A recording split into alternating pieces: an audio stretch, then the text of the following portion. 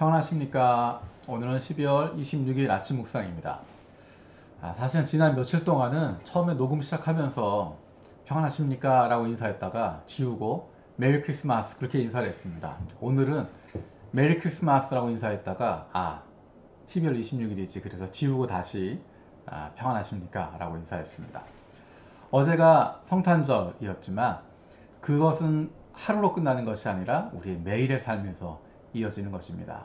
그 마음을 담아서 다시 한번 인사드립니다. 메리 크리스마스. 오늘 읽을 리바이벌 본문은 요한계시록 6장에서 9장까지입니다. 그 가운데 7장 15절에서 17절 말씀을 같이 살펴보려고 합니다. 그러므로 그들은 하나님의 보좌 앞에 있고 하나님의 성전에서 밤낮 그분을 섬기고 있습니다. 그리고 그 보좌에 앉으신 분이 그들을 덮는 장막이 되어 주실 것입니다. 그들은 다시는 줄이지 않고 목마르지도 않고 해나 그 밖에 어떤 열도 그들 위에 괴롭게 내려쬐지 않을 것입니다. 보좌 한가운데 계신 어린 양이 그들의 목자가 되셔서 생명의 샘물로 그들을 인도하실 것이고 하나님께서 그들의 눈에서 눈물을 말끔히 씻어주실 것입니다. 아멘. 우리가 잘 알고 있는 것처럼 요한계시록에 쓰여진 무대가 되는 또 그 편지를 받고 있는 교우들의 상황은 로마 통치하에서 핍박을 받고 있고 어려움을 당하는 상황입니다. 특히 요한계시록을 읽으면서 발견하는 중요한 한 가지는 하나님이라고 하는 호칭은 있지만 예수님이라고 하는 호칭을 사용하지 않습니다. 예수님이라고 하는 호칭 대신에 어린 양이라고 사용합니다. 이 어린 양이라고 사용하는 호칭은 앞에서도 나왔던 것처럼 다윗의 위를 이어받은 그리고 죽었다가 다시 살아나신 그분으로 표시됩니다. 그분은 바로 예수님을 상징하는 것입니다. 예수라고 하는 단어를 사용하지 않고 어린 양이라는 단어를 사용하지 않으면 안 되었던 요한계시록 당시의 상황을 생각해 보십시오. 예수님을 믿는 것 때문에 환난을 겪습니다. 예수님을 따르는 것 때문에 죽임을 당하기도 하고 하나님의 말씀 때문에 그리고 그들이 증언했던 그 복음 그것을 나누는 것 때문에 어려움을 당하고 죽임을 당하는 사람들이었습니다. 그런데 그들에게 하나님께서 주시는 것이 15절에서 17절에 있는 바로 이것입니다. 하나님 보좌 앞에 그들이 있다. 하나님 성전에서 밤낮 그분을 섬기고 있다. 그 보좌에 앉으신 하나님께서 그들을 덮는 장막이 되어 주셔서 다시는 줄이지도 않고 목마르지도 않고 해나 그 밖에 어떤 열도 그들 위에 괴롭게 내려쬐지 않을 것이다. 보좌 한가운데 계신 어린 양 예수 그리스도가 그들의 목자가 되셔서 생명샘물로 그들을 인도해 주신다. 하나님께서 그들의 눈에서 눈물을 말끔히 씻어 주실 것이다. 이 얼마나 큰 위로가 되고 기쁨이 되는 약속이겠습니까?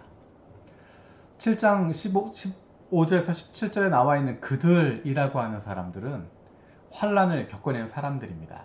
7장 14절에 이야기하는 이 사람들은 큰 환난을 겪어낸 사람들입니다. 그들은 어린 양이 흘리신 피에 자기들의 두루마기를 빨아서 희게 하였습니다.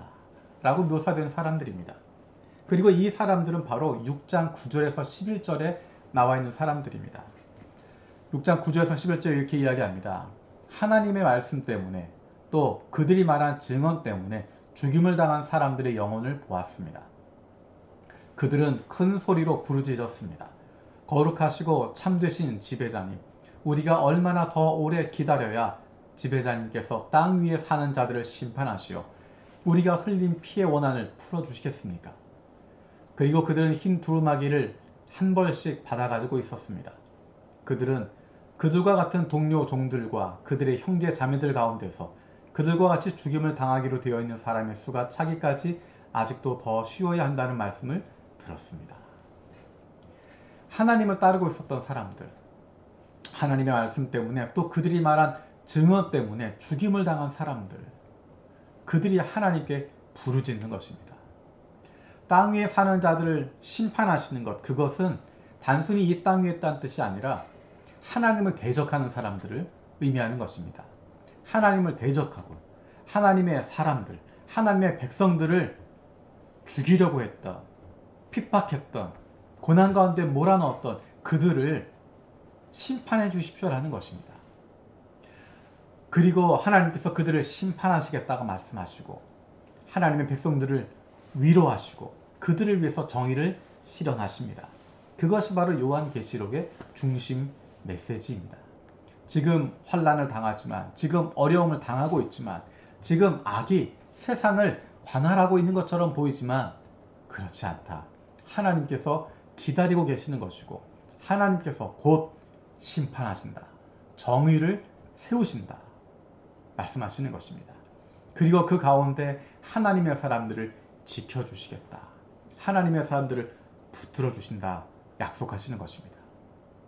여러분, 요한계시록을 읽고 있을 우리의 믿음의 선배들의 모습을 한번 생각해 보십시오. 예수 믿는 것 때문에 도망쳐 다니게 되고 가족이 깨어지기도 하고 어려움을 당하기도 하고 숱한 고난을 당하고 있는데 도망치는 가운데 그야말로 줄이고 목마르게 되고 뜨거운 열기 가운데서 광야를 헤매기도 하고 그런데 이제 그것 다 끝나게 되고 하나님께서 선한 목자 되신다고 말씀하신 것처럼 예수님께서 내가 선한 목자다 말씀하신 것처럼 그들의 목자가 되셔서 생명샘물로 인도해 주신다. 하나님께서 그 눈의 눈물을 말끔히 씻어 주신다. 세상은 모르지만 사람들에게는 고난을 받고 멸시를 당하지만 하늘의 주 하나님께서 그 눈의 눈물을 말끔히 씻어 주신 것을 통해서 그 마음에 쌓였던 아픔들, 그 마음에 있는 슬픔들 다 씻어 주시는 것입니다. 수고했다 말씀하시는 거고 잘했다 말씀하시는 거고 내 사랑하는 자녀들아 수고했다 고생했다 위로해 주시는 것입니다. 그 위로가 우리에게 주어질 것입니다. 그리고 우리는 그 위로를 날마다 경험하고 있습니다. 그것을 통해서 오는 것이 바로 마라나타 주여 오시옵소서라고 하는 믿음과 마라나타의 소망과 기대를 가지고 살아갈 수 있게 되는 것입니다. 우리는 눈앞에 보이는 오늘의 삶에 붙잡혀 살아가는 사람들이 아닙니다. 눈앞에 보이는 것, 내 손에 잡히는 것, 그것에 의해서 일희일비하는 것이 아니라 하나님께서 우리에게 주실 그것을 바라보는 것이고 그 기쁨을 지금부터 소유하고 누리면서 살아가는 것입니다. 내 손에 주어지기 전에도 나에게 주신 약속 그것만으로도 행복하고 기쁘고 어떠한 어려움도 어떠한 고난도 이겨낼 수 있는 하나님의 자녀의 능력, 하나님 백성의 특권을 이 땅에서 누리면서 살아가는 것입니다. 저와 여러분들이 임마누엘의 기쁨과 마라나타의 소망으로 하루하루 담대하게 기쁨으로 살아갈 수 있는 저와 여러분들 되어지기 원합니다. 기도하겠습니다. 살아계신 아버지 하나님 감사드립니다. 우리에게 임마누엘의 기쁨을 주심을 감사드립니다. 1년의 하루로 끝나는 것이 아니라 1년 내내 우리 인생 주님 앞에 나아가는 그 순간까지 평생 임마누엘의 기쁨을 갖게 하여 주시옵소서. 우리가 하루하루 살아가면서 우리의 눈의 눈물을 닦아주시고 우리를 생명 샘물로 인도하실 선한 목자 되신 예수 그리스도 그분과 함께하는 기쁨을 날마다 누리는 마라나타의 소망과 기대를 가지고 살아가는 하나님의 자녀들, 하나님의 사랑받는 사람들 되게 하여 주시옵소서. 감사드리고 예수님의 이름으로 기도드립니다. 아멘. 오늘도 세 가지 중보기도 제목 가지고 함께 기도하기 원합니다. 첫 번째는 우리가 날마다 임마누엘의 기쁨과 마라나타의 소망으로 살아가게 하여 주시옵소서. 두 번째로 코로나로 어려움을 겪고 있는 가정을 주님께서 지켜주시고 우리 교회가 힘들고 어려운 이웃들을 돌아볼 수 있는 좋은 이웃이 되게 하여 주시옵소서. 세 번째로 일본인 중심 분립 개척과 요셉의 창고 프로젝트를 통하여서 우리 교회가 하나님이 기뻐하시는 교회, 하나님의 뜻을 이 땅 위에서 펼쳐가는 교회가 되게 하여 주시옵소서. 임마누엘의 기쁨을 가지고 주님 다시 오실 그날을 기대하며 살아갈 수 있는 우리 모두가 되길 바랍니다. 마라나타.